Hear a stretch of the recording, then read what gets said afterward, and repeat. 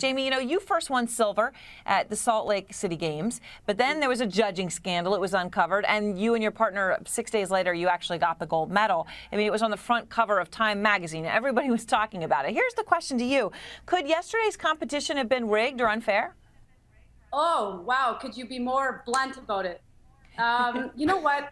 I guess we'll never really know until somebody does speak, and like they did in Salt Lake City. But it is very suspicious. We're all frustrated with this whole, you know, every time there's a scandal, there's Russians involved. But you've got two judges on this panel. One is a judge that was suspended in 1998 for trying to fix the dance event. And the other is the wife of the Russian Federation president. So it just doesn't really make things look very good. Brian, what do you think? I mean, was it rigged? The key word is subjective, subjective, subjective. We're in a judge sport. I mean, when you talk about the component levels of a Carolina Costner or Una Kim, they're so high, and that's the in-between skating, the edge quality, the choreography, the sophistication of the way that they move. That definitely is it here.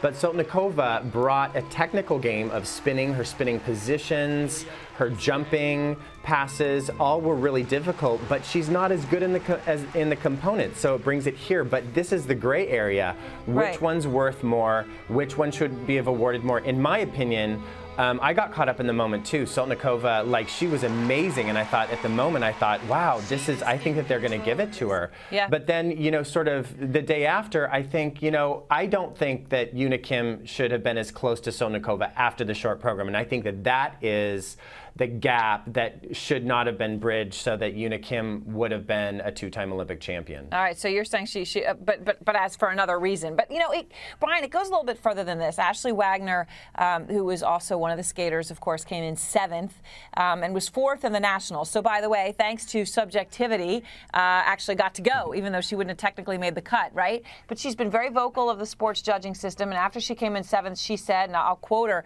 "People don't want to watch a sport where you see people fall down and somehow score above someone who goes clean. It's confusing, and we need to make it clear for you."